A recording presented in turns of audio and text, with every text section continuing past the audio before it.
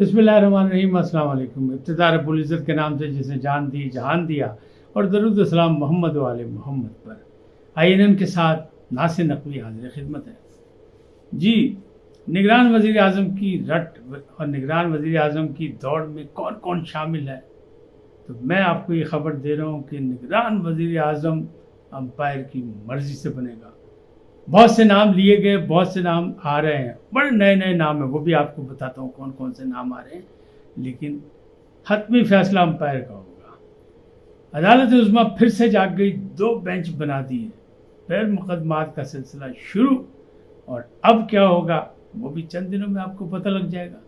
लेकिन बाकी मामला किस तरफ जा रहे हैं किस तरफ नहीं, कि मुकदमात रोज़ाना की बुनियाद पर बनाए जा रहे हैं, ट्रायल एक का भी नहीं हो रहा। इसके पीछे कौन सी कहानी है, क्या मसाइल है, इन तमाम बातों से आपको आगाह करूंगा, और ये भी बताऊंगा कि अमेरिका बैकफुट क्यों खेला, ये मामला क्या है। लेकिन पहले आपसे गुजारिश कि आईएनएन को सब्सक्राइब करें, लाइक करें, घंटी का बटन दबाना न भूलें, और अपनी कीमती राय का इजहार अपनी शख्सियत के मुताबिक ज़रूर दें। जी नाज़रीन, निगरान वज़ीर आज़म, आधी दर्जन से ज़्यादा की तो लिस्ट आप सुन चुके हैं। बहुत से नाम आए, बहुत से चले गए, अभी भी बहुत से नाम जो है वो कर रहे हैं, लेकिन अब बहुत सी खबरें आई हैं। हमारी सहाफ़ती दुनिया में 2 अदद पीर गुजरे हैं, और एक थे वासिफ़ अली वासिफ़, उनके बहुत से चाहने वाले हैं, और उनका मज़ार मुक़द्दस भी मियानी साहब में मौजूद है, और वहाँ भी लोग अभी भी बहुत से लोग जाते हैं। इनका ताल्लुक़ भी एक रोज़नामे के साथ था। और एक और थे वजूद सीमा इरफानी, जिनका सुंदर में एक मज़ार बना, और हबीब इरफानी साहब जो है वहाँ गद्दी नशीन है। लेकिन इन तमाम पीरों का ताल्लुक़ जो है वो हमेशा आपने सुना होगा कि हसनी हुसैनी ख़ानदान जो है उससे ताल्लुक़ रखते हैं, ये अहले बैत से ताल्लुक़ होता है, किसी ना किसी तरीके से इनका ताल्लुक़ वहाँ होता है। लेकिन अब जो ज़माना आया, जदीद ज़माने में खानों में भी, पहले तो होता था ना मिसाल खाना दे खान परोने, लेकिन अब खानों में भी मुर्शद और पीर बन गए हैं। तो एक तो मुर्शद आज़म है जो इमरान खान है, खान आज़म, और दूसरे मैंने एक और दरियाफ्त की है, वो भी एक सहाफ़ियों की दुनिया से ताल्लुक़ रखते हैं, IH खान साहब हैं। उनका नाम मैं जान के नहीं ले रहा पूरा, इसलिए कि अभी मैंने उनसे इजाज़त नहीं ली थी, लेकिन उन्होंने भी एक खबर दे दी है कि जनाब बड़ी अहम खबर है, और नए नाम आ गए हैं, और नाम नए नहीं हैं, पुराने ही हैं, पहले भी उनका तज़किरा कर चुका, लेकिन फिर से उन्हें जोर दे के कहा है कि जनाब अब्दुल हफीज़ शेख साहब निगरान वज़ीर आज़म होंगे, और उनके साथ वज़ीर ख़जाना होंगे रज़ा बाकर। सहाफ़ती दुनिया में उनके भी बहुत से मुरीद हैं, तो कहते हैं कि मैं अपने मुरीदों से ताल्लुक़ रखता हूँ और बड़ी मशावरत करता हूँ और बड़ा ख्याल करता हूँ, और वो भी बड़ा ख्याल रखते हैं। तो बहरहाल अब खानों की दुनिया में पीरी मुरीदी शुरू हो गई, अब देखें बात कहाँ तक पहुँचती है। लेकिन अब्दुल हफीज़ शेख साहब जो हैं या रज़ा बाकर साहब जो हैं, ये वर्ल्ड बैंक के नुमाइंदे हैं, पहले भी आए थे, हम पे नाजिल किए गए थे, और वक्तन फ़वक्तन किए जाते रहते हैं। ये पीपल्स पार्टी के दौर में वज़ीर ख़जाना थे, फिर बाद में भी आए वज़ीर ख़जाना, इमरान खान के दौर में बने। ये जो रज़ा बाकर साहब जो हैं, ये बज़ाहिर लोग समझते हैं कि ये शायद फ़िक़्ह जाफ़री से ताल्लुक़ रखते हैं, लेकिन इनके बारे में बकौल शख्स से कि ये अहमदी हैं या नहीं ये मुझे नहीं पता, लेकिन बहरहाल लेकिन कहा जा रहा है कि ये लोग भी ड्यूटीफुल लोग हैं, वर्ल्ड बैंक के या IMF के उनके हवाले से आते हैं, और उनके ही हवाले से वापस चले जाते हैं। लिहाजा हो सकता है चूँकि गरीब मुल्क है पाकिस्तान, और यहाँ अब निगरान हुकूमत बनने जा रही है, IMF ने पैसे भी दे दिए और मजबूरन दे दिए, ये जैसे भी दे दिए, नाक रगड़ी हम लोगों ने, और हमसे मतलब जो जो शराइत उन्हें मंजूर करानी थी वो करवा ली, और गरीबों पर बोझ डाल दिया गया, और मज़ीद भी सख्त फैसले होंगे और गरीबों पर बोझ पड़ेगा। लेकिन खबर ये है कि IMF की तरफ से आ गई पहली किस्त, और लोग खुश हैं। क्यों? कि डॉलर बहादुर की कमर पे चोट लगी है, और रुपया साहब जो है, रुपया बहादुर जो है थोड़े से तगड़े हुए हैं, और स्टॉक एक्सचेंज में भी तेज़ी आई है, और कहने वाले कह रहे हैं कि आने वाले दिनों में भी डॉलर और डाउन होगा।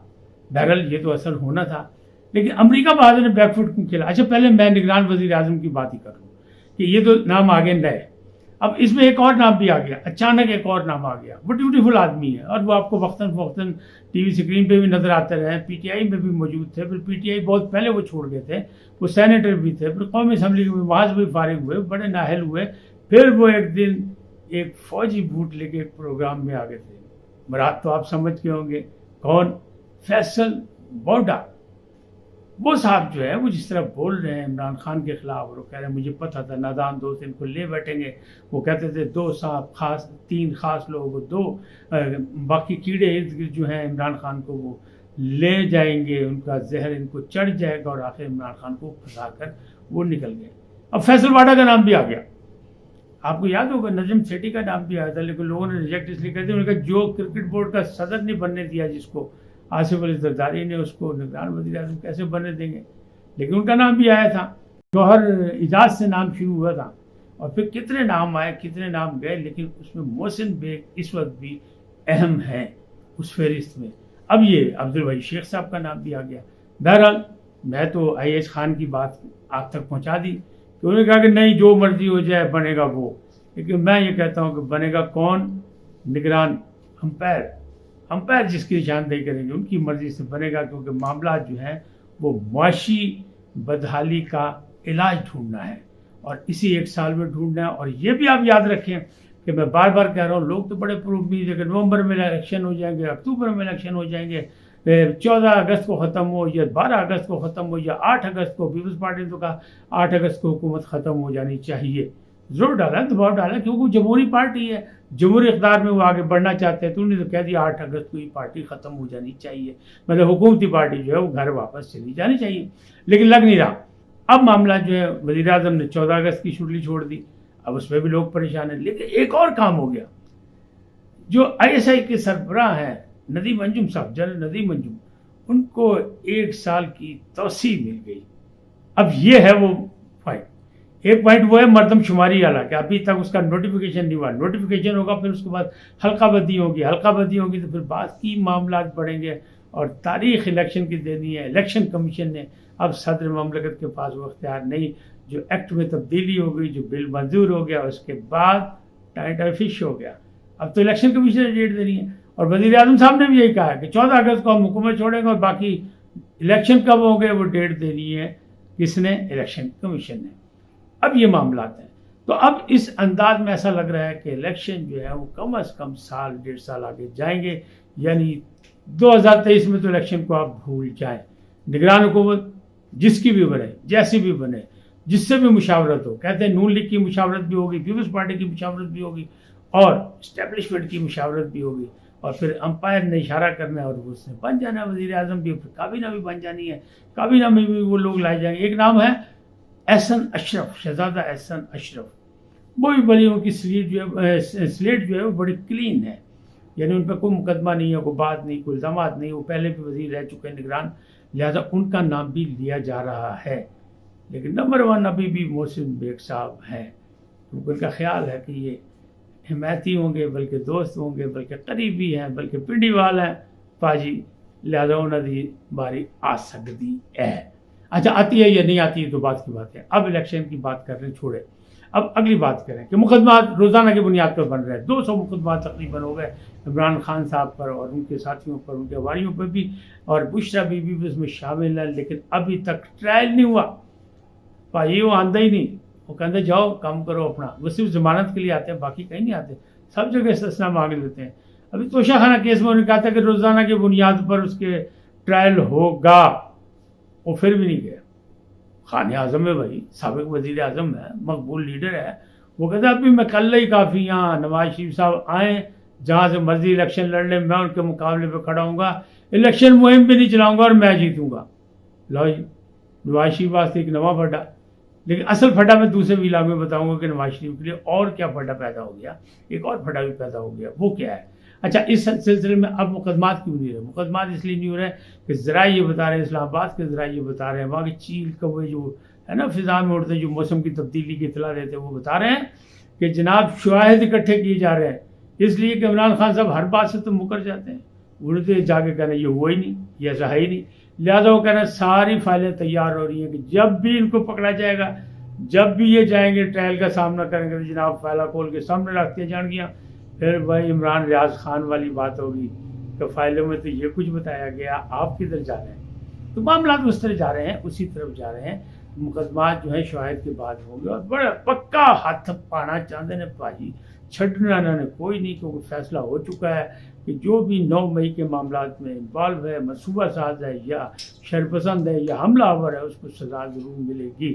اب 2 بینچ بن گئے، 2 بینچ بنائے ہیں چیف جسٹس عزت مآب عمر عطا بندیال نے۔ ایک کون سا ہے؟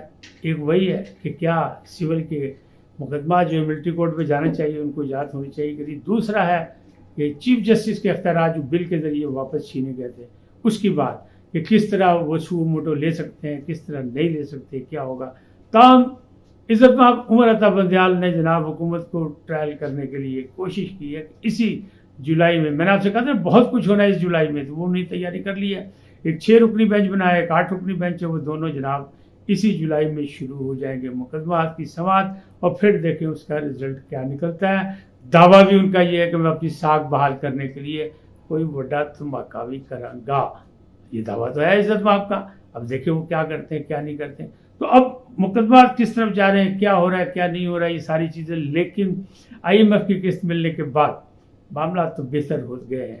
جیسے میں نے آپ کو کہا نا کہ اسٹاک مارکیٹ بھی بہتر ہوئی، تیزی آئی، ڈالر بھی تھوڑا سا نیچے ہو گیا اور مزید نیچے ہونے کے چانسز ہیں۔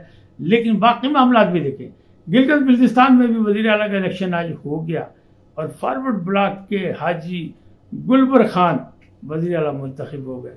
11 ارکان آئے نہیں، حالانکہ وہاں PTI کی اکثریت تھی لیکن نہیں ہے، اور پیپلز پارٹی اور نو لیگ نے ان کی حمایت کر کے ان کو جتوا دیا۔ اب انہوں نے حلف بھی اٹھا لیا، اب انہوں نے آج کابینہ بھی بنا لینی ہے۔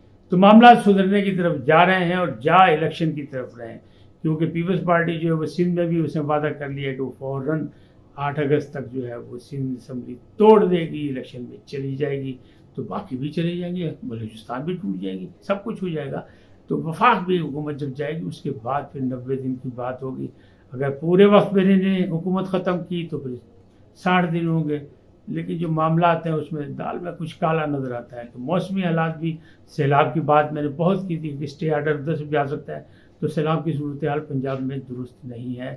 ستلج، راوی، بیاس سب جو ہے، سب میں پانی ہے، پانی یعنی طغیانی موجود ہے، اور ہزاروں افراد جو ہیں ابھی بھی متاثر ہو چکے ہیں، اور مزید بارشیں ہونی ہیں۔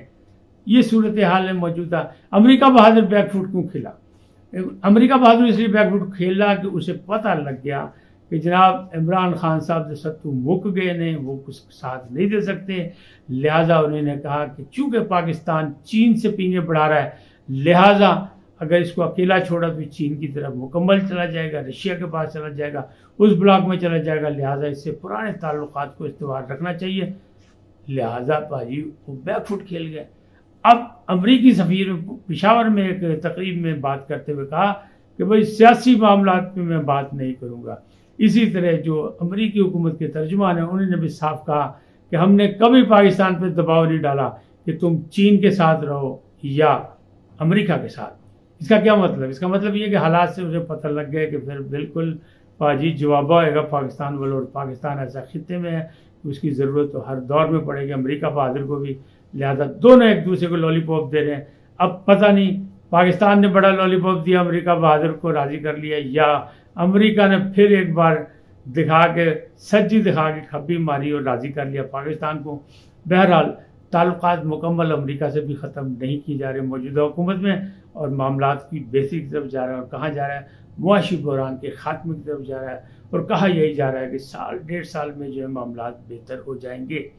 تو اب آپ خود سوچ لیں کہ نگران حکومت کب بنے گی، کیسے آئے گی، اور پھر وہ کتنی دیر رہے گی، 60 دن، 90 دن یا سال، 1.25 سال۔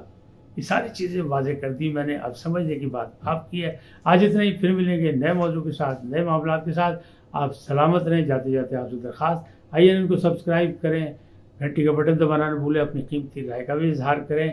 اللہ آپ کو سدا سلامت رکھے۔ اللہ نگہبان۔